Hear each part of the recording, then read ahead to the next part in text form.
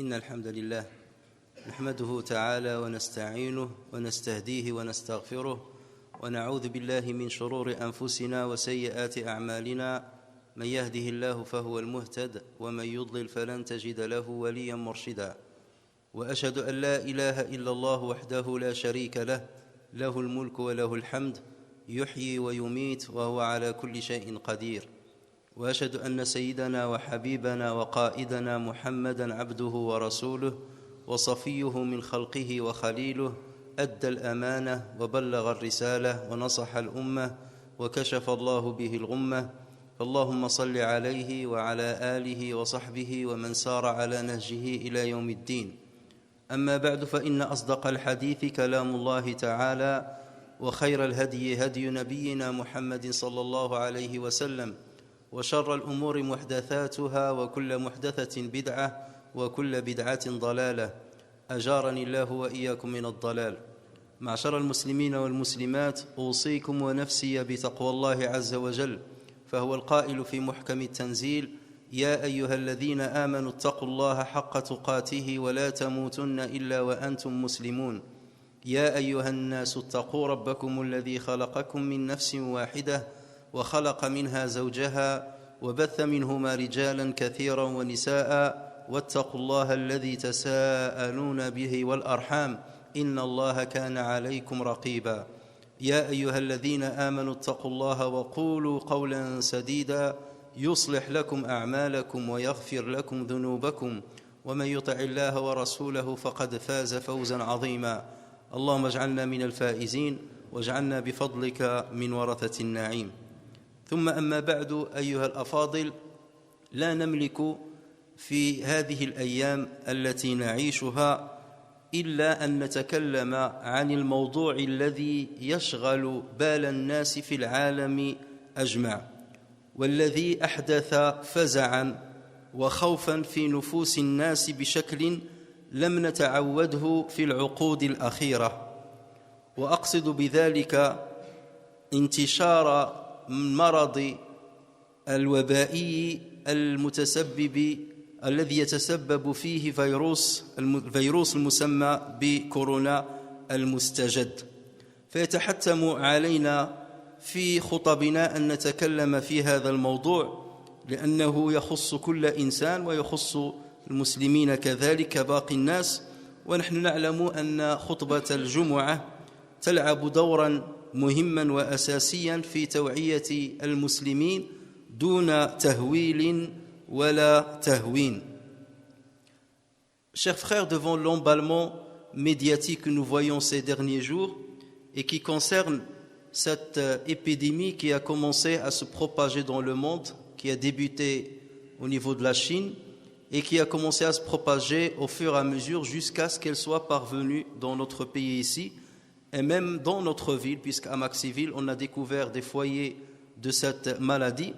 Il nous appartient de réserver ce prêche de vendredi pour parler de ce sujet, puisque nous savons très bien que la prière, ou bien le prêche du vendredi, aborde tous les sujets qui intéressent les musulmans, et ce sujet intéresse au premier plan les musulmans et tous les êtres humains. Sauf que, bien entendu, dans le Jumu'ah, on est censé parler d'une manière bien structurée, d'une manière à travers laquelle on ne cherche pas l'exagération et on ne cherche pas l'indifférence devant ce sujet. أول ما يجب معرفته أيها الإخوة هو من هو أو ما هو هذا المخلوق الذي يتسبب أو الذي تسبب في هذا الوباء. هذا المخلوق هو فيروس، وفيروس هذا مخلوق يشبه الخلية، إلا أنه ليست له مكونات الخلية التي نجدها في الخلية، له مكونات خاصة به، ولا يستطيع أن يعيش بنفسه، فلا بد أن يعيش في جسم آخر، وبالأخص لا بد أن يعيش في خلية أخرى، في خلية حية، فيستعمل موادها الجينية ويستعمل موادها بصفة عامة حتى يتكاثر بصفة مستمرة. فالفيروس هذا المعني بالأمر، معني بهذا الأمر، هو فيروس كورونا. هي عائلة من الفيروسات، عائلة كبيرة، وسميت بكورونا لأن عندها واحد الشكل معين، عنده واحد الغطاء معين، لذلك تتسمى بعائلة الفيروسات كورونا، منها هذا الفيروس الذي يصيب الآن الناس. هذا الفيروس قطره أيها الإخوة الكرام ما بين 60 و140 نانومتر. واحد نانومتر يساوي، يعني هو جزء من مليار جزء من المتر. إلا قبضتي متر وقسمتيه على مليار جزء، واحد نانومتر هو جزء من مليار جزء من المتر. إلا قمنا بواحد العملية حسابية بسيطة، إلا بغينا مثلا ناخذ الضفر ديال الإبهام ديالنا، ضفر الإبهام فيه سنتيم على سنتيم، سنتيمتر على سنتيمتر، وبغينا نغطيوه بهذا كورونا، بهذا الفيروس، نحتاج إلى 10 مليار فيروس باش نغطيو سنتيمتر مربع. يعني باش تغطي الضفر ديالك خصك 10 المليار ديال الفيروس، يعني أكثر من عدد سكان الكرة الأرضية. إلا قبضتي سكان الكرة الأرضية اللي هما 7 المليار ووضعتيهم واحد حدا واحد، كل واحد يعني كل متر تياخذ 2 ديال الناس، غادي تحتاج لعدة ملايين من الكيلومترات المربعة إذا وضعتهم على صعيد واحد. هذا الفيروس يعني حتى يعني نتصور دقة حجمه وقلة حجمه، وهذا إن دل على شيء أيها الإخوة الكرام فإنما يدل على عظمة الخالق، يدل على عظمة الخالق. فعلى قدر ما نعجب من الحجم الضخم للكواكب والنجوم والمجرات، علينا أن نتفكر وأن نعجب من الحجم الصغير لبعض المخلوقات التي بثها الله تبارك وتعالى في هذا الكون، كالبكتيريا وكالفيروسات وكالذرات ومكوناتها من الإلكترونات والبروتونات والنيوترونات والفوتونات، بل وصل العلم إلى ما هو أدق من ذلك، وهو ما يسمى بالكوارك، أو ما هو أدق من ذلك، وما زال العلماء يكتشفون دقة وتناهية صغر ما خلقه الله تبارك وتعالى. فبعد اللا منظور على نفس القدر من الشساعة من بعد المنظور. البعد اللا منظور، ما لا يراه الإنسان، هو أوسع مما يراه الإنسان. هذا الأمر أيها الإخوة الكرام يحير الألباب، ولكن هذا الأمر يستدعي من المسلم أن يزيد إيمانه بالله تبارك وتعالى، وأن يزيد تقديره لعظمة الله تبارك وتعالى، فيسبح الله أكثر ويكبر الله أكثر ويهلل الله أكثر ويتقرب من خالقه ويطلع على فقره وفاقته. يا أيها الناس أنتم الفقراء إلى الله. حين نرى أيها الإخوة الكرام هذه الشساعة في مخلوقات الله تبارك وتعالى، لا نملك إلا أن نطلع على ضعفنا وعلى قلة يعني قوتنا وعلى دونيتنا في هذا الوجود. هذا خلق الله، فأروني ماذا خلق الذين من دونه بل الظالمون في ضلال مبين. وقد أكد الله عز وجل هذا المعنى حين قال ويخلق ما لا تعلمون، يخلق أمورا لا تعلمونها، وسيظل يخلق أمورا لا تعلمونها، لأن الله عز وجل استعمل في هذه الآية يعني فعلا مصرفا للمضارع، ويخلق، معنى أن عملية الخلق ما زالت متجددة لم تنتهي بعد.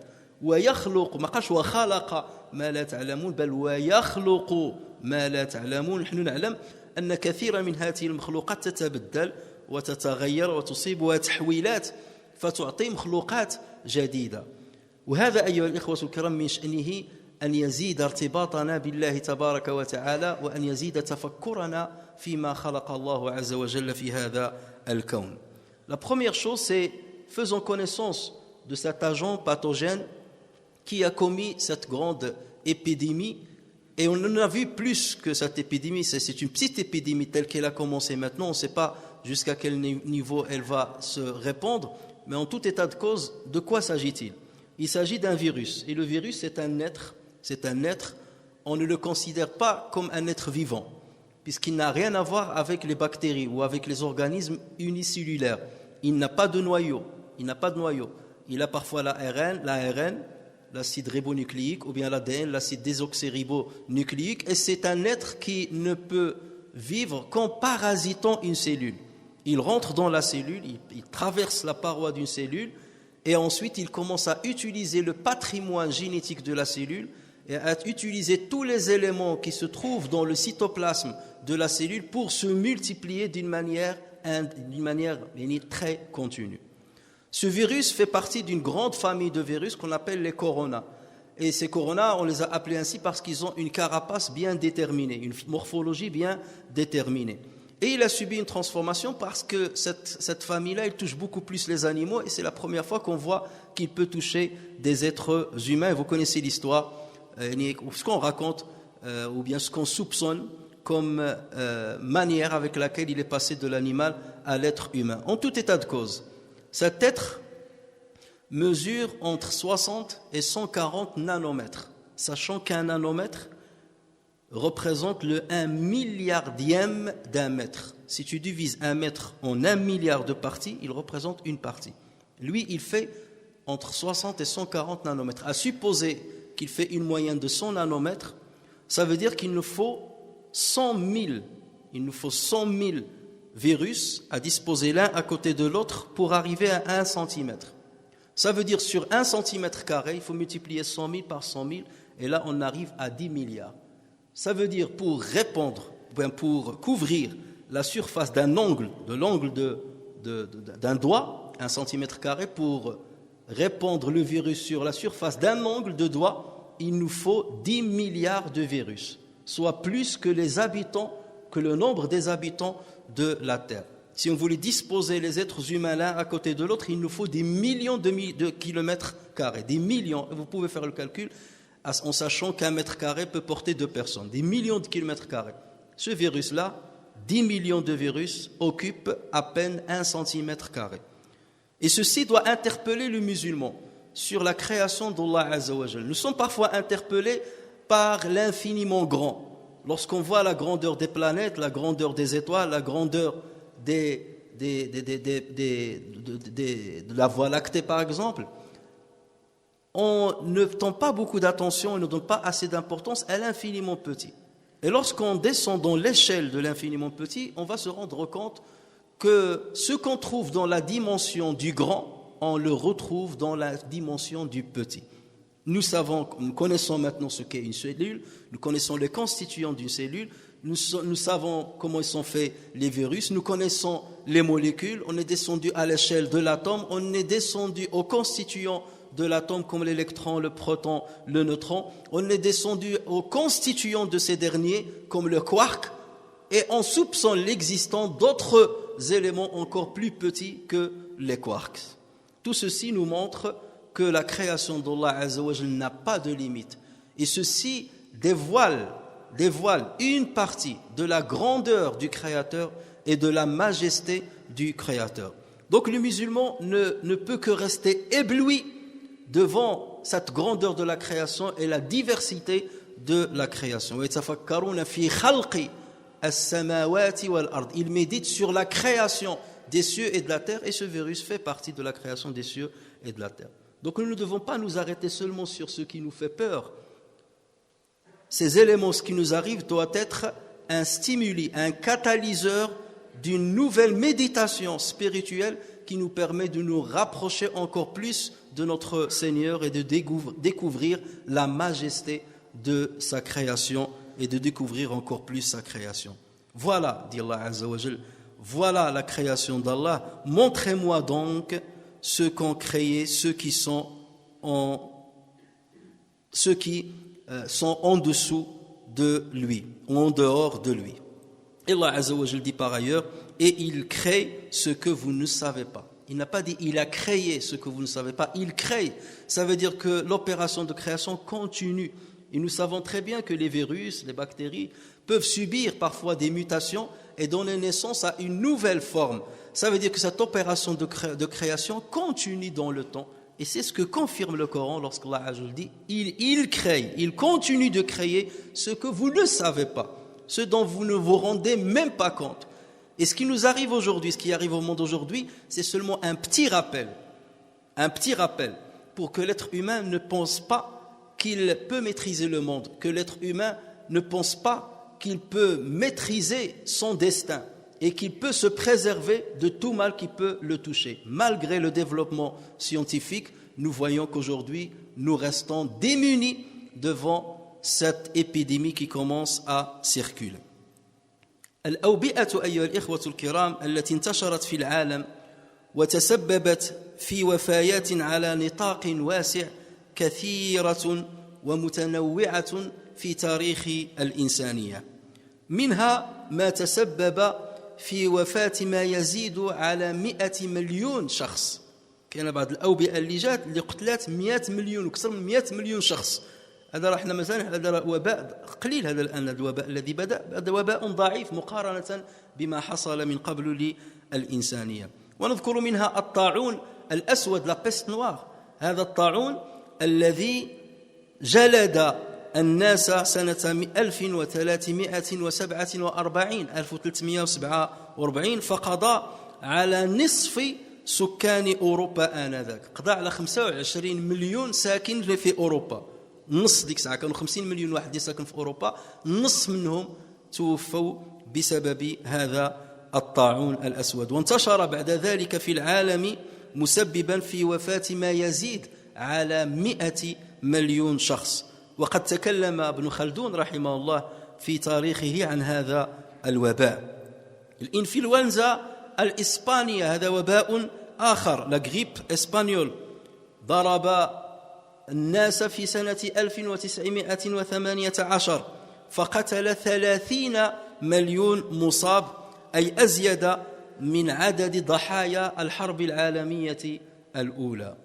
وباء الكوليرا الذي بدأ سنة 1817 وظل ينتشر عبر القارات الخمس وقتل كثيرا من الناس وما زال يحصد أرواح الناس. ومنظمة الصحة العالمية تعتبر أن هذا الوباء يحدث كل سنة 100,000 وفاة. ما زال يقتل في الناس الوباء الكوليرا، 100,000 حالة وفاة للكوليرا في كل سنة، من بين 4 ملايين مصاب في كل سنة. Les épidémies, chers frères et sœurs, ont été nombreuses à travers l'histoire de l'humanité et multiples, et ils ont frappé de plein fouet l'humanité en causant énormément de dégâts, beaucoup plus que ce que nous voyons aujourd'hui, sauf que nous avons peut-être la mémoire courte ou bien on est inconscient de ce qui s'est passé autrefois dans l'humanité. Lorsqu'on voit par exemple la peste noire qui a touché le monde en 1347, elle a décimé 25 millions d'habitants de l'Europe. Et à l'époque, il y avait 50 millions d'habitants en Europe. Elle a décimé la moitié des habitants de l'Europe et il a continué à se répandre dans le monde entier et elle a tué 100 millions de personnes. 100 millions de personnes. Et Ibn Khaldoun a un passage dans son livre de l'histoire sur ce waba, sur cette épidémie. Lorsqu'on parle de la grippe espagnole qui a touché le monde en 1918, elle a tué pas moins de 30 millions de personnes, soit plus que les victimes de la Première Guerre mondiale. Lorsqu'on parle de la pandémie du choléra qui est apparue en 1817, cette pandémie s'est répandue dans les 5 continents de la Terre. Les 5 continents de la Terre. Et elle continue de tuer les gens aujourd'hui. Et l'OMS, l'Organisation mondiale de la santé, dit que cette maladie touche pas moins de 4 millions de personnes par an, et elle continue de les toucher, 4 millions de personnes par an, en provoquant la mort de 100 000 personnes. 100 000 personnes par an jusqu'au jour d'aujourd'hui. وقد عرف المسلمون الوباء في العقود الأولى من ظهور الإسلام وبالضبط في السنة 18 بعد الهجرة في عهد خلافة سيدنا عمر بن الخطاب رضي الله عنه، حيث أصاب الطاعون منطقة الشام.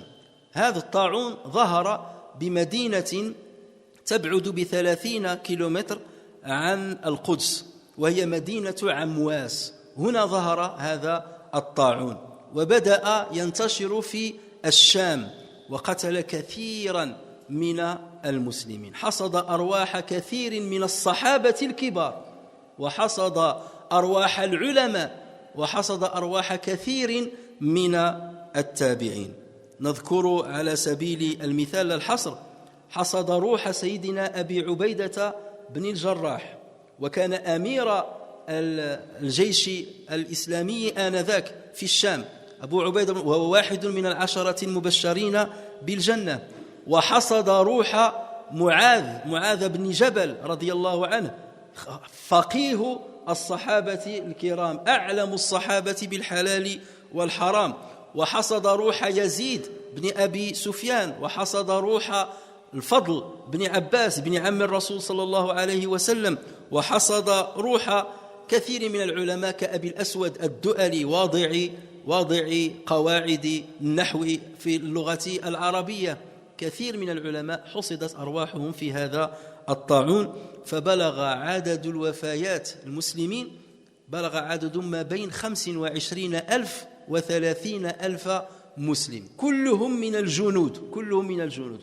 وكان عدد يعني الجيش المسلم آنذاك لا يزيد على 36,000 جندي، يعني تقريبا أكثر من الثلثين ديال الجيش الإسلامي مات بسبب طاعون عمواس أيها الإخوة الكرام. إذن هذا المرض يصيب المسلم وغير المسلم، يصيب التقي والفاجر، فهو لا يختار بين الناس ولا يحدد من يقتل. الفرق هو أن الرسول صلى الله عليه وسلم بشر المسلمين أن الذي يموت بمثل هذه الأوبئة على الإيمان وعلى العمل الصالح وعده الرسول صلى الله عليه وسلم أن يعتبر شهيدا وأن يكون له أجر الشهيد. هذا هو الفرق بيننا وبين من لا يؤمن بالله تبارك وتعالى.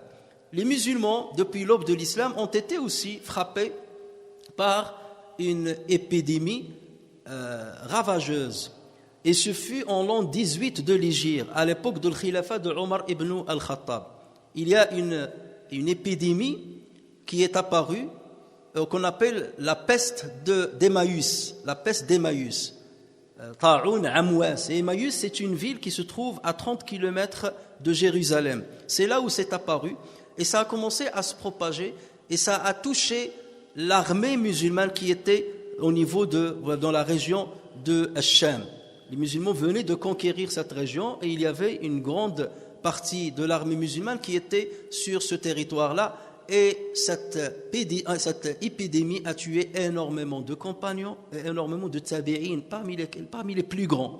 Et j'ai cité le nom de Abu Ubaida ibn al-Jarrah, un des 10 compagnons auxquels le paradis fut promis. Et c'était le chef de l'armée musulmane à l'époque. Omar ibn al-Khattab disait, si Abu Ubaida ibn al-Jarrah était vivant, lorsque Omar ibn al-Khattab a été poignardé, il a dit, si Abu Ubaida ibn al-Jarrah était vivant, je l'aurais choisi pour être mon successeur après ma mort. Tellement c'était quelqu'un d'une grande qualité et d'une grande foi. Mu'adh ibn Jabal, le jurisconsulte par excellence des compagnons, a été tué par la peste de Amwas, d'Emmaüs. Al-Fadl ibn Abbas, le cousin du prophète sallallahu alayhi wa sallam, Yazid, le fils de Abu Sufyan, Abu al-Aswad ad-Du'ali, qui était le premier à avoir mis les règles du grammaire dans la langue arabe, énormément de savants. Bilal ibn Rabah, grand compagnon du prophète sallallahu alayhi wa sallam, énormément de compagnons ont été touchés par cette épidémie et sont morts de ses suites. C'est dire que cette maladie ne touche pas que les non-musulmans, elle concerne tout le monde. Elle concerne tout le monde. Lorsque l'épidémie arrive, elle touche tout le monde. La seule différence, c'est que le prophète sallallahu alayhi wa sallam nous a annoncé une bonne nouvelle, c'est que tout musulman qui est touché par une peste de ce genre, par une épidémie de ce genre, et qui meurt en étant croyant et en étant quelqu'un qui œuvre dans le bon sens, qui œuvre bien, il sera considéré comme un martyr. il aura la récompense d'un martyr. Et ça, c'est une bonne nouvelle. Si tu ne meurs pas en combattant, tu peux mourir et tu peux être shahid en étant, bien entendu, malade d'une de ces maladies. Mais ça ne veut pas dire qu'il faut la chercher. Et ça ne veut pas dire qu'il ne faut pas ne pas s'en préserver. Et c'est ce qu'on va expliquer dans la suite. كيف تعامل سيدنا عمر بن الخطاب مع طاعون عمواس؟ لأنه هو أسوتنا في هذا المجال. هو ممن فهم عن رسول الله صلى الله عليه وسلم الدين بحق. إذن هو أسوة لنا ونتبع سنته. سيدنا عمر بن الخطاب كان قد خرج من المدينة إلى الشام في ركب ليتفقد الأمصار ولينظم الجيوش والثغور وليتابع أحوال الرعية. ولما أشرف على الشام نزل بمنطقة توجد حاليا على حدود الأردن. نزل هنالك بمنطقة تسمى منطقة صرغ. وهنالك أخبر سيدنا عمر بظهور هذا الوباء وبتفشيه بين الناس. فجمع سيدنا عمر كبار الصحابة من المهاجرين والأنصار واستشارهم في هذا الأمر وشاورهم. وبعد تفكير عميق قرر عمر بن الخطاب أن يرجع إلى المدينة، أن لا يدخل منطقة الشام. قرر أن يرجع إلى المدينة وأن لا يدخل الشام. وهنا عارضه أمير الشام أبو عبيدة ابن الجراح رضي الله عنه، فقال له: يا أمير المؤمنين، أفرارا من قدر الله؟ هل تفر من قدر الله؟ هربان إلى جال الموت مرحبا بها. هكذا فهم سيدنا أبو عبيدة بن الجراح. أفرارا من قدر الله؟ فقال الفاروق رضي الله عنه: لو غيرك يا أبا عبيدة قالها. يعني يكون قال شي واحد آخر نقدر نفهمها منه، أما أنت راك فاهم الدين، أنت راك عالم بالدين، أنت خالطت رسول الله، أنت من كبار الصحابة وفهمت الدين، فمثلك لا يقول هذا الكلام. عجب سيدنا عمر لكلام أبي عبيدة بن الجراح. وهذا إن دل على شيء فإنما يدل على أن حتى الصحابة كانوا يتفاوتون في فهم بعض الأمور المتعلقة بالدين أو بحياتهم الدنيوية. قال: لو غيرك يا أبا عبيدة قالها. هذا تبين بأن سيدنا عمر كان متيقن من القرار الذي أخذه، وبأنه اعتمد على حكم معقول وعلى حكم يرضي الله تبارك وتعالى، ولم يكن الأمر كذلك لما عجب. فقال له: لو غيرك يا أبا عبيدة قالها. نعم، فرارا من قدر الله إلى قدر الله. أنا هرب من قدر الله إلى قدر الله. هذا قدر الله أن الناس يصيبوا المرض. وكذلك البحث عن الوقاية هي كذلك من قدر الله. ما خلق الله من داء إلا خلق له دواء. ويمكن أن نفهم إلا خلق له وقاية علمها من علمها وجهلها من جهلها. والرسول صلى الله عليه وسلم كان يقول: تداووا عباد الله، تداووا عباد الله، فما خلق الله من داء إلا خلق له دواء. فالإسلام أيها الإخوة الكرام حين يدعو الناس إلى التوكل على الله عز وجل يأمرهم في نفس الوقت بالأخذ بالأسباب وبالتداوي. وهكذا كان يفعل الرسول صلى الله عليه وسلم. وكان آنذاك سيدنا عبد الرحمن بن عوف رضي الله عنه غائبا، لم يشهد استشارة سيدنا عمر وحواره مع أبي عبيدة بن الجراح. فلما أخبر بالقرار قال: عندي من هذا علم، هذا الأمر عندي واحد العلم، عندي واحد الحديث سمعته من الرسول صلى الله عليه وسلم، أنا غادي نقول لكم عندي من هذا علم. سمعت رسول الله صلى الله عليه وسلم يقول: إذا سمعتم به بأرض، يعني إذا سمعتم بالوباء، إذا سمعتم به بأرض فلا تقدموا عليه، ما تجيوش لهذا المرض، فلا تقدموا على، لا تدخلوا إلى هذه الأرض، فلا تقدموا عليه. وإذا وقع بأرض وأنتم بها فلا تخرجوا فرارا منه. إذا وقع هذا الوباء في شي أرض وأنتم فيها ما تهربوش، بقاو في ديك الأرض. حتى إذا كان مسكم ما تمسوش ناس آخرين، ما تدخلوش الأرض اللي فيها الوباء، ولا تفروا من أرض يوجد فيها الوباء حتى لا تصيبوا أناسا آخرين. وهذا ما يسمى الآن بالحجر الصحي، لا ميزون كارونتين. الحجر الصحي ذكره الرسول صلى الله عليه وسلم 14 قرن من قبل. 14 قرن من قبل. والرسول صلى الله عليه وسلم لما قرأ له في السوربون، ما قرأ له في الكليات ديال الطب ولا شيء، وإنما أخبره الباري عز وجل أو وصله ذلك الخبر ممن سبقه من الشعوب. فإحنا ما عندناش عقدة في هذا الأمر هذا، نستفيد مما وصل إليه الناس من علم كيفما كانوا مؤمنين أو غير مؤمنين. Comment Omar ibn Khattab radiallahu anhu a réagi avec cette épidémie? Omar ibn Khattab radiallahu anhu s'était déplacé depuis Médine pour aller à Cham. Et il est arrivé à la limite de Cham dans une région qui s'appelle Sarr. Et ça se trouve actuellement dans les frontières de la Jordanie. Et donc là, il a campé avec ceux qui l'accompagnaient. Et c'est là où on lui a ramené l'information de l'apparition de cette épidémie qui a commencé à toucher les gens et à tuer des gens. Donc Omar ibn Khattab a réuni les grands parmi les compagnons et il a commencé à se concerter avec eux. Et après une longue réflexion, il a décidé de rebrousser chemin, de ne pas entrer à Cham.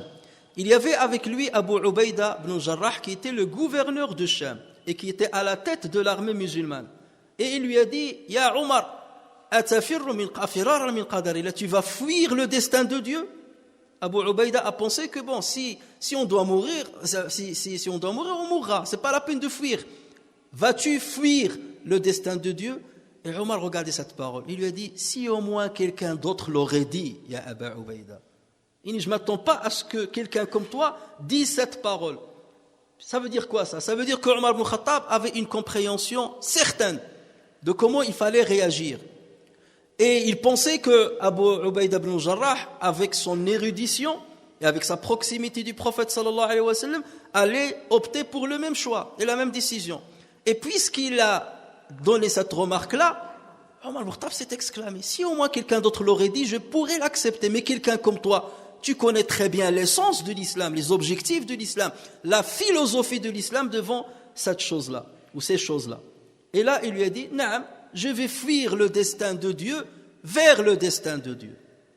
Parce que l'islam n'est pas une religion fataliste, l'islam n'est pas une religion qui dit aux gens, placez votre confiance en Dieu sans quelque part réagir avec le domaine de causalité. Non, engagez-vous dans le domaine de causalité, prenez toutes les dispositions, les prédispositions pour vous préserver et ensuite, si le destin s'applique sur vous, vous l'acceptez. C'est comme ça qu'il faut le comprendre. Et le prophète sallallahu alayhi wa sallam ne cessait de dire Tadawaw ibadallah. Utilisez la médication, serviteurs de Dieu. Soignez-vous, serviteurs de Dieu. Car Allah Azza wa Jalla n'a pas créé de maladie sans lui avoir créé un remède. Qu'il soit connu ou qu'il soit inconnu. Dieu n'a pas créé une maladie sans qu'il lui a pas créé un remède. Ou une protection, une préservation. Et donc, c'est ça l'esprit de l'islam. Je me préserve, je prends toutes les dispositions pour me préserver de la maladie. Si je suis touché par la maladie, je me soigne et je prends toutes les dispositions pour me soigner. Et si la mort vient, qu'elle soit la bienvenue. Qu'elle soit la bienvenue. Si je ne meurs pas aujourd'hui, je mourrai demain. Si ce n'est pas demain, ça sera après-demain. Les causes de la mort sont multiples, mais la mort est unique. La mort est unique. Pourquoi on a cette crainte? On a cette crainte parce qu'on ressent que ça s'approche. C'est comme si la mort était lointaine. Et le musulman, normalement, jamais il ne quitte de son esprit le fait que la mort est très proche. Que la mort ne distingue pas le vieillard du jeune, la femme de l'homme, celui qui jouit d'une bonne santé de celui qui est malade. Tu peux être malade et avoir une maladie chronique et vivre très longtemps. Et tu peux jouir de la meilleure santé du monde et mourir du jour au lendemain. Là maintenant, il y a une grande panique parce que les gens voient la mort elle est proche. Ça peut me toucher demain après-demain. Qu'est-ce que je vais faire avec mes projets que j'ai déjà mis dans le calendrier, les projets que j'ai déjà demain, le mois prochain, l'année prochaine je vais faire, je vais ceci, je vais cela. Non, détrompe-toi. La mort est très proche. Sauf que maintenant on a vu une cause. Ça peut être les accidents de voiture, ça peut être mais maintenant voilà une maladie qui touche un petit peu tout le monde. Et donc il faut se rendre compte de cette vérité. Donc ce qui doit nous faire peur, ce n'est pas la maladie. La maladie ne nous fait pas peur. La mort ne nous fait pas peur. Ce qui nous fait peur, c'est de mourir avant d'avoir opéré un repentir sincère. Voilà ce qui me fait peur. C'est de mourir alors que je ne suis pas prêt. Qu'est-ce que j'ai fait? Qu'est-ce que j'ai apporté? Qu'est-ce que j'ai accompli pour que je sois rassuré de ce qui m'attend demain? C'est la question qu'il faut se poser. Nous sommes dans une inconscience totale. Inconscience totale. Et c'est ce qui nous fait peur, de mourir subitement alors que nous ne sommes pas prêts. Et ce qu'il faut faire d'abord en premier lieu, la première réaction que nous devons avoir, c'est de se repentir. Allah Azza wa Jal, d'assainir nos comportements, de multiplier nos œuvres, nos bonnes œuvres, de nous rapprocher encore plus d'Allah Azza wa Jal. Comme ça, si la mort nous touche, on est prêt. Ou on a plus de chances de bénéficier de la miséricorde du miséricordieux. Voilà ce que nous devons faire. Il est arrivé à Maxiville. Peut-être qu'il est parmi nous aujourd'hui, on n'est pas conscient, le virus. Peut-être qu'il est ici, dans la mosquée, on n'est pas conscient. Et tout le monde se sent préservé. Et peut-être on sortira après ce prêche-là, après nous être salués, bien entendu, nous, c'est normal. On va saluer les accolades, les bises, salam alaikum. Même maintenant, si je dis ça, vous allez voir, tout de suite, vous allez le faire tout de suite. C'est un réflexe chez nous. Et peut-être qu'on va sortir avec le virus aujourd'hui, et peut-être la semaine prochaine, il y aura des gens qui ne seront pas avec nous ou qui seront ailleurs. Il est proche, elle est proche, la mort. Mais c'est une réalité. Cette réalité n'a jamais changé. Ce n'est pas l'apparition du virus qui a démontré cette réalité. Elle est connue. Pour ceux, bien entendu, qui ont la lucidité d'esprit.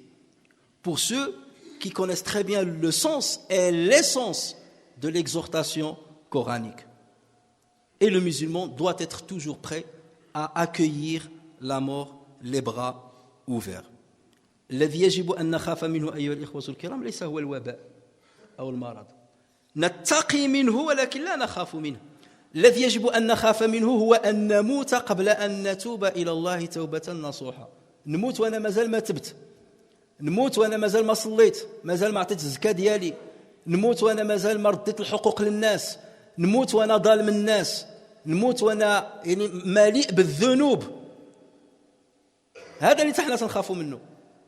سنخاف من الموت ونحن لم نحضر أنفسنا للحساب أمام الله تبارك وتعالى.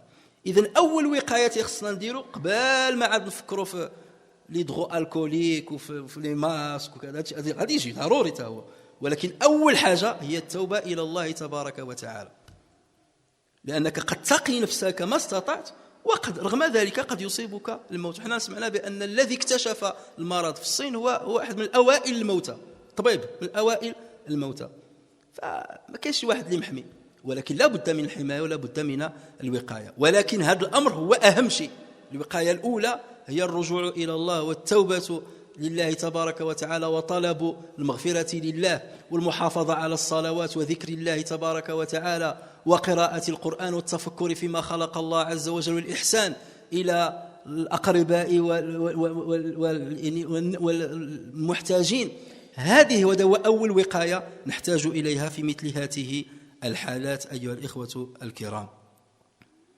الوباء هذا يدعو إلى الحذر، لا يدعو إلى الخوف وإنما يدعو إلى الحذر. فرق بين الخوف والحذر.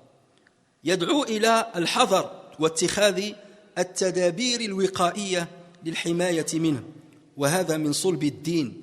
فالوقاية هي نوع من التعامل مع قدر الله، لأن الأسباب خلقها المسبب، فالأخذ بها هو أخذ بما خلقه الله عز وجل في نهاية الأمر. الأخذ بالأسباب أخذ بما جعله الله عز وجل بين أيدينا من مخلوقاته ومن الوسائل التي تقينا، والله عز وجل هو الذي شاء أن يكون الأمر كذلك. الوقاية الصحية أيها الإخوة الكرام قد تسمعون عن ذلك في الأخبار وفذا، لكن نعيد من باب الذكرى ومن باب التكرار حتى يتقرر ما نقول أو ما يقال. أولا الإنسان اللي مريض، كل إنسان مرض وكانت عنده بعض الأعراض التي تشبه أعراض هذا المرض. شنو هي الأعراض ديال هذا المرض؟ هو أن الإنسان تصيبه حمى، حرارة بدنه ترتفع، تصيبه الحمى. ولكن ماشي أي إنسان جراته الحمى راه فيه المرض كورونا، هذا خصنا نفهموا. الحمى تجينا كاملين. إنسان اللي النف ديالو تيسيل، النف ديالو تيسيل بالنخام. إنسان اللي تيحس يعني بالتعب الكبير، تعب الكبير. إنسان اللي عنده أصابه ضيق في التنفس، هذه أعراض. لما الإنسان تجي هذه الأعراض أولا لا أولا يمشي يشوف الطبيب، هذه أول حاجة، أول عمل يتداوى، فيذهب إلى المختصين وإلى الأطباء، فهذا من قدر الله تبارك وتعالى، يذهب إليهم، هذا أمر الأول. ولا يختلط بالناس، يبقى في الدار ديالو، إذا كان في العمل يوقف العمل ديالو، إلا ما يجيش حتى الجامع ما يجيش. أنا بغيت نتعبد الله، لا سيدي ما تجيش تضرب الناس. شوف الإسلام، الرسول صلى الله عليه وسلم قال: من أكل من هذه النبتة الخبيثة اللي هي الثوم أو البصل، اللي كلا الثوم أو البصلة، الرسول صلى الله عليه وسلم يقول له ما تقربش المساجد ديالنا، الله يجازيك بخير، بعد من الجامع ديالنا إلا كليتي الثوم ولا البصلة. علاش؟ لأنك غتأذي الناس. واش غيموتوا؟ ما غيموتوش، غير غتشم ريحة البصلة والثومة. الأخ ديالك غيشم ريحة البصلة والثومة عندك، الرسول صلى الله عليه وسلم ما بغاكش تأذيه، هذه حاجة بسيطة، تشم ريحة الثومة. ومع ذلك الرسول صلى الله عليه وسلم قال لك ما تأذيوش الناس، اللي كلا الثومة والبصلة ما يجيش للجامع ديالنا، يصلي في دارو. أما واحد جاي معاه الفيروس وجاي معاه للجامع يلصقوا في الناس، هذه مصيبة، هذه مصيبة أكبر.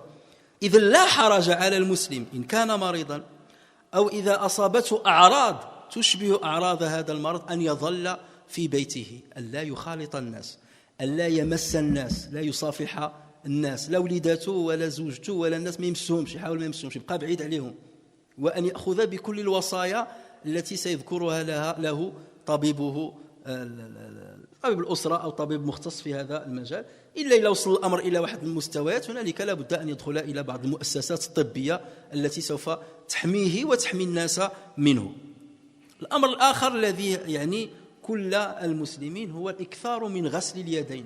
احنا أصل المسلمين تنغسلوا يدينا، هذه من سنة الرسول صلى الله عليه وسلم، تنغسلوا في الوضوء ونغسل أيدينا عند الأكل وعند الانتهاء من الأكل وحين نقضي حاجاتنا. الحمد لله بعد هذا الأمر هذا المسلمين المفروض أنهم محميين، ولكن كاين فينا ما تعرفش يتوضا.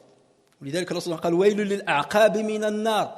لما شاف واحد السيد موضي والرجل ديالو ما صاباش الماء، اللوراني العاقب ديالو ما قاصوش الماء، قال لهم: ويل للأعقاب من النار. الناس اللي ما تيتوضاوش مزيان، حنا بعض المرات تنغسلوا يدينا ما تنغسلوهاش مزيان، فلا بد أن حتى الإنسان اللي غيغسل يديه يغسلها بطريقة يعني جيدة، حتى لا يظل في يده أثر هذا الفيروس.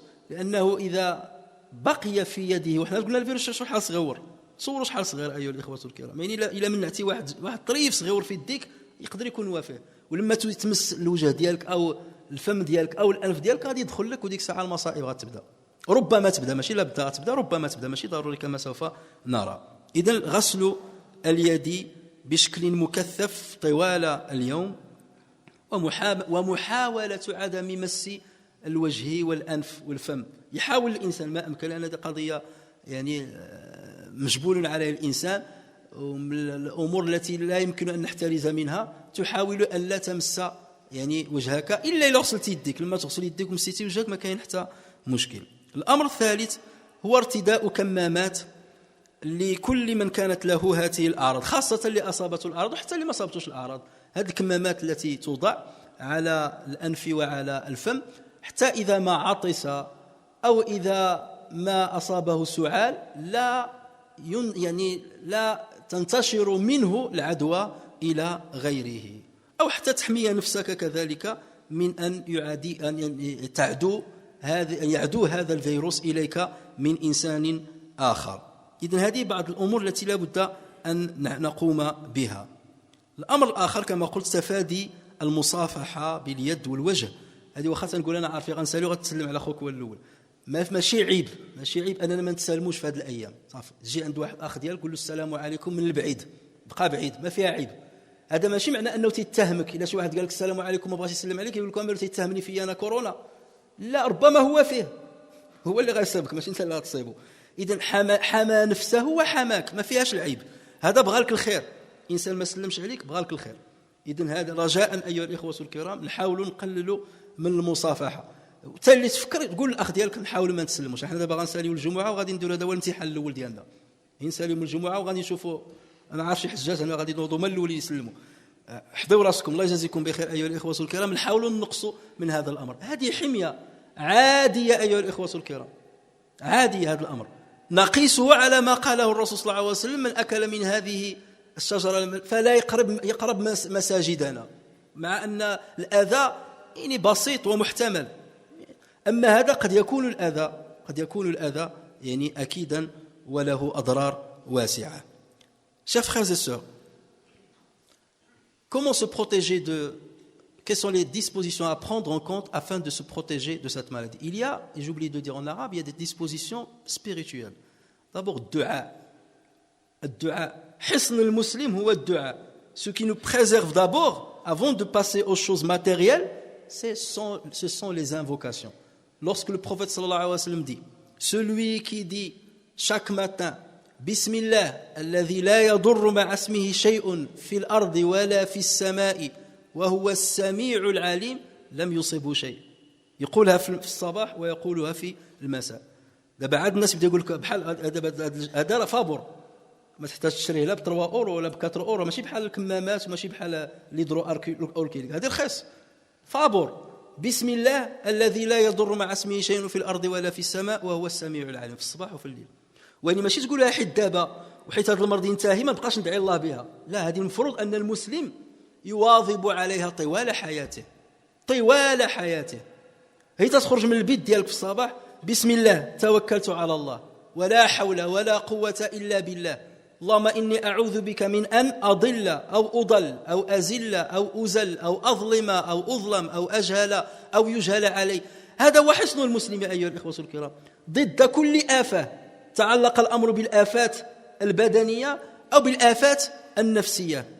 فهذا يجب أن يرجعنا إلى سنة الرسول صلى الله عليه وسلم في الذكر وأن نرجع إلى هذه الأدعية المأثورة عن رسول الله صلى الله عليه وسلم وأن نحفظها ونحفظها أبناءنا حتى نحمي أنفسنا وإياهم منها. هذا هو الأمر الأول. Donc ça c'est la première chose, c'est avec les invocations que je viens de citer en arabe. La deuxième chose, pour toute personne qui commence à avoir des symptômes qui ressemblent aux symptômes de cette maladie. Quelqu'un qui a ces symptômes-là, ça ne veut pas dire qu'il a cette maladie-là, le coronavirus, mais ces mêmes symptômes, on les trouve dans plusieurs maladies. Mais lorsque j'ai ces symptômes-là, il faut d'abord que je consulte immédiatement un médecin, ça c'est la première chose. Deuxième chose, je ne touche pas les personnes, je ne touche pas mes proches, ni les autres, je ne salue pas les gens, je ne me rapproche pas des gens. Lorsque je veux éternuer par exemple ou tousser, je tousse dans le pli de mon coude. Tousser ou bien éternuer dans le pli de mon coude gauche. Parce que nous, les musulmans, on utilise la main droite pour les choses bien, la main gauche pour les mauvaises choses. Et comme ça, on préserve au maximum la main droite. C'est avec laquelle on mange, c'est avec laquelle on salue, c'est avec laquelle on travaille. Et la main gauche, donc on l'utilise pour ce genre de choses. J'éternue ou je tousse au niveau du pli de mon coude. إذا عطس المريض أو أصابه السعال فيجب أن يعطس في هذا المكان في ثنية مرفقه باش حتى إلا كان هذاك الفيروس يبقى هنايا بعيد شويه بعدا لانه ما تيضلش سنوات يموت عنده واحد السرعه ديال الموت وخاصه اذا كان الطقس حارا لما غتجي الشمس ان شاء الله لما تيكون الطقس حار هو لا يستطيع ان تدوم حياته واثره ان كانت الحراره مرتفعه. الامر الاخر la deuxième chose, l'autre chose, chers frères, c'est qu'il faut savoir qu'il n'y a pas de médicament pour cette maladie. C'est le corps qui doit combattre ce virus. Nous n'avons que le corps. Allah Azza wa Jalla nous a dotés d'un système immunitaire. Ce système immunitaire, il est fait d'une manière exceptionnelle. Peut-être on aura un jour l'occasion de le détailler. Parce que ça fait partie de junud d'Allah Azza wa Jalla. Ça fait partie des soldats de Dieu. Étudiez un petit peu comment il est fait notre système immunitaire.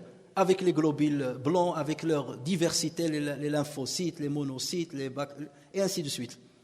Les basophiles, énormément. Et chacune a une mission bien déterminée. Une vraie armée, avec un vrai arsenal, avec un vrai arsenal qui va résister contre tout agent pathogène. Donc nous n'avons que notre système immunitaire. Donc ce sont toujours les personnes qui ont un système immunitaire fragile qui risquent de ne pas résister à cette maladie et qui risquent de succomber après cette maladie.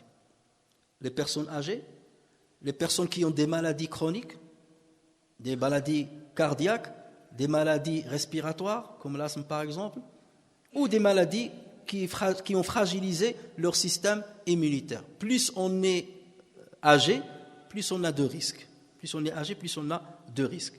Donc, c'est pour cela qu'il faut qu'on renforce notre système immunitaire avec une alimentation équilibrée et avec certains aliments qui renforcent le système immunitaire. Il y a certains aliments qui renforcent le système immunitaire. Ça ne veut pas dire qu'ils vont guérir la maladie, mais ils vont seulement nous donner de la force afin de résister au cas où nous sommes touchés par cet agent pathogène. Le fait d'utiliser bien entendu des masques chirurgicaux lorsqu'on en trouve, il y a une pénurie à ce niveau-là, mais déjà, lorsqu'on veut éternuer ou bien tousser, malheureusement je ne l'ai pas fait tout de suite, on essaye de se rappeler d'éternuer ou bien de tousser au niveau du pli du coude. Ne pas venir à la mosquée. Lorsque j'ai ces symptômes-là, je ne viens pas à la mosquée. Le prophète sallallahu alayhi wa sallam a déconseillé aux musulmans de venir à la mosquée lorsqu'ils ont consommé l'ail ou bien les oignons. Il a dit toute personne qui consomme de ces aliments-là, qu'ils ne viennent pas à la mosquée, qu'ils nous épargnent. Pourquoi ? Alors qu'il n'y a pas un mal. Le seul mal, c'est qu'ils vont sentir une mauvaise odeur, une mauvaise haleine. Malgré ça, le prophète sallallahu alayhi wa sallam a voulu préserver les musulmans de la mauvaise haleine. Qu'en est-il de les préserver d'une maladie ravageuse ? Donc c'est tout à fait normal. Si je ne viens pas à la mosquée parce que je ne suis pas malade, parce que je veux préserver mes frères, ça fait partie de l'esprit de l'islam. Ça fait partie de l'esprit de l'islam. Et on ne doit pas, quelque part, culpabiliser et dire « Ah, je n'ai pas fait la prière, c'est le Jumu'ah, je ne suis pas venu. » Non, je suis malade, je ne viens pas. Je ne viens pas. Et je suis en train de rendre service aux musulmans. Et peut-être d'avoir des hasanats en priant chez moi. Parce que c'est cela l'esprit de l'islam. Et il faut éviter de se saluer avec les mains ou avec les bises, même si chez nous, c'est une habitude. Et je vais voir tout de suite après, on va faire le test tout à l'heure, lorsqu'on va terminer la prière. Je suis sûr que certains, les accolades vont commencer. Donc j'espère que vous allez vous rappeler de ces prédispositions qui sont simples, mais qui peuvent nous préserver jusqu'à un certain niveau. Jusqu'à un certain niveau. Mais si la maladie nous touche, nous devons bien entendu patienter et demander à Allah Azza wa Jal la guérison, parce que cette maladie ne tue pas systématiquement. Elle ne tue pas systématiquement. فنسأل الله تبارك وتعالى أن يقينا سوء هذا الوباء وأن يهدينا سواء السبيل وأن يشفي مرضانا إنه على ذلك قدير بالإجابة جدير وآخر دعوانا أن الحمد لله رب العالمين.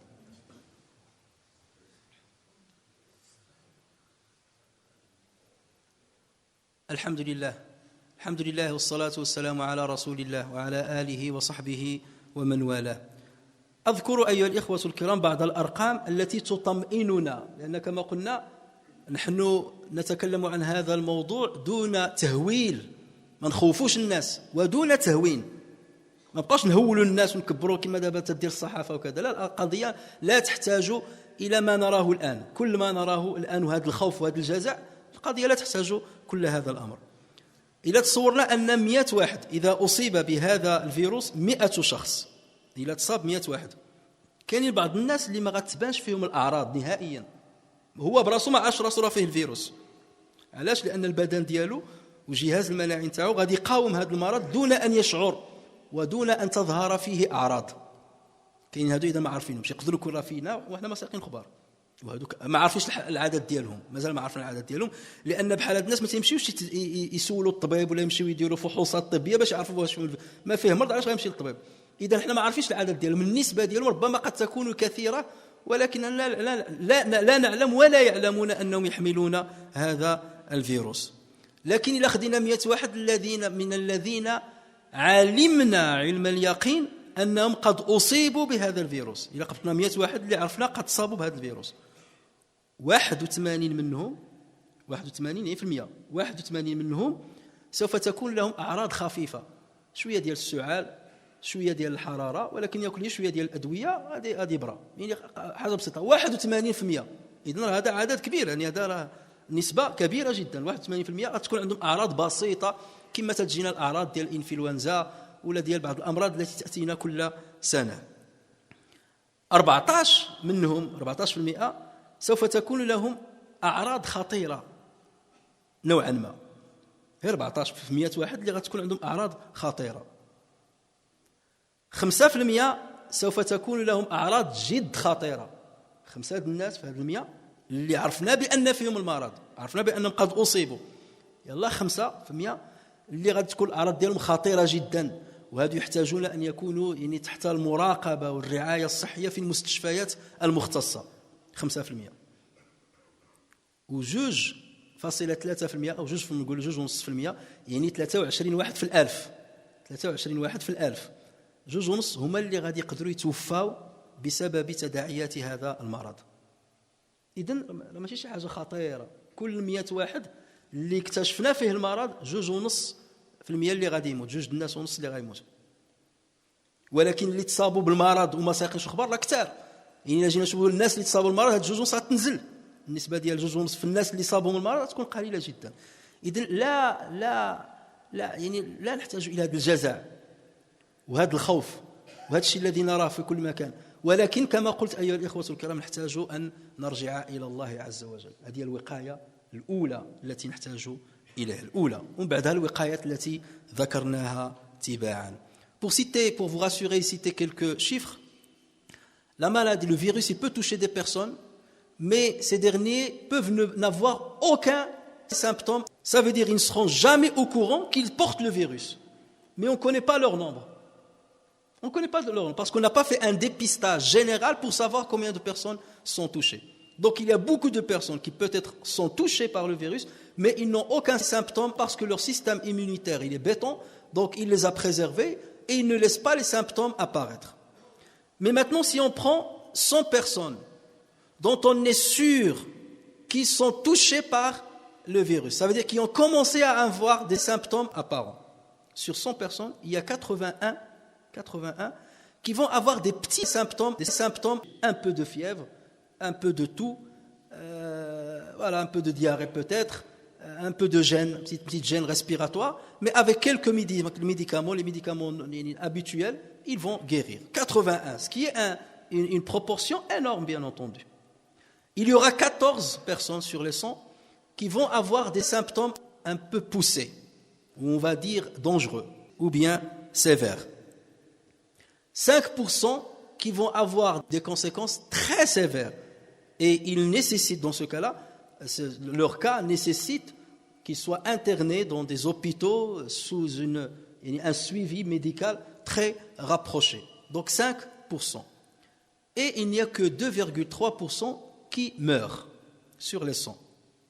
Ça veut dire sur le nombre de personnes qui ont été touchées par le virus, le pourcentage il est beaucoup plus faible que 2,3 parce qu'il y a des personnes dont on ne connaît pas, on ne se rend pas compte qu'ils sont touchés par la maladie. Donc tout cela c'est pour un petit peu rassurer et mettre cette affaire à la dimension, au niveau de la dimension au niveau qu'elle mérite. Nous devons nous intéresser à cette question-là, nous devons nous préserver, nous devons utiliser ce que nous avons cité comme dispositif pour nous préserver les nôtres. Et il faut savoir que ça touche beaucoup plus les personnes âgées et qui ont d'autres maladies chroniques. Et ce sont quelque part ces maladies chroniques qui affaiblissent leur système immunitaire et ce dernier ne peut pas résister devant l'invasion de ce virus. Mais la majorité des humains ont un système immunitaire qui peut résister devant ce virus. Mais ce n'est pas parce que je vous dis ça que vous commencez à vous embrasser tout de suite après le Jumu'ah ou que vous commencez à dire il n'y a rien à faire. Non, il faut prendre les dispositions qu'on a citées en compte et en même temps ne pas paniquer et être rassuré. Et si jamais, bien entendu, la mort nous arrive, nous demandons à Allah Azza wa Jal qu'elle arrive dans une situation où nous sommes croyants, que nous accomplissons les bonnes œuvres et où Allah Azza wa Jal nous comptera parmi les martyrs. فنسأل الله تبارك وتعالى أن يهدينا سواء السبيل. اللهم صل وسلم وبارك على سيدنا محمد وعلى آله وصحبه وسلم تسليما كثيرا إلى يوم الدين. اللهم صل على سيدنا محمد في الأولين وصل على سيدنا محمد في الآخرين. اللهم لا تدع في مقامنا هذا ذنبا إلا غفرته ولا هما إلا فرجته ولا كربا إلا نفسته ولا ضالا إلا هديته ولا مبتلا إلا عافيته ولا مريضا إلا شفيته ولا ميتا إلا رحمته ولا حاجة من حوائج الدنيا والآخرة هي لك رضا ولنا فيها صلاح إلا قضيتها لنا برحمتك يا أرحم الراحمين. اللهم افتح لنا بابك ويسر لنا أسبابك واكتب لنا ثوابك وقنا خزيك وعذابك. اللهم منن علينا بصفاء المعرفة وهب لنا تصحيح المعاملة فيما بيننا وبينك على السنة. اللهم ارزقنا صدق التوكل عليك وحسن الظن بك، ومنن علينا بكل ما يقربنا إليك مقرونا بالعفو في الدارين برحمتك يا أرحم الراحمين. أنت اللهم عياذنا بك نعوذ، أنت اللهم عياذنا بك نعوذ، وأنت ملاذنا بك نلوذ. اللهم أنت ملاذنا بك نلوذ. اللهم إنا نعوذ بك من الوباء، ونعوذ بك من البلاء، ونعوذ بك من المصائب، ونعوذ بك من الأسقام. اللهم احفظنا يا أرحم الراحمين من بين أيدينا ومن خلفنا وعن أيماننا وعن شمائلنا ومن فوقنا ومن تحتنا. اللهم اجعل من بين أيدينا نورا ومن خلفنا نورا وعن أيماننا نورا وعن شمائلنا نورا ومن فوقنا نورا ومن تحتنا نورا، واجعلنا نورا يا أرحم الراحمين. اللهم رب الناس أذهب عنا الباس، اشفنا أنت الشافي لا شفاء إلا شفاؤك شفاء لا يغادر سقما. اللهم تقبل طاعاتنا وتقبل توبتنا يا أرحم الراحمين يا رب العالمين. اللهم احفظنا من كل سوء، اللهم احفظنا من كل سوء، اللهم قنا من كل ضير ووفقنا إلى كل خير برحمتك وجودك يا أكرم مسؤول ويا خير مأمول. وصل اللهم وسلم وبارك على محمد وعلى آله وصحبه أجمعين، وآخر دعوانا أن الحمد لله رب العالمين.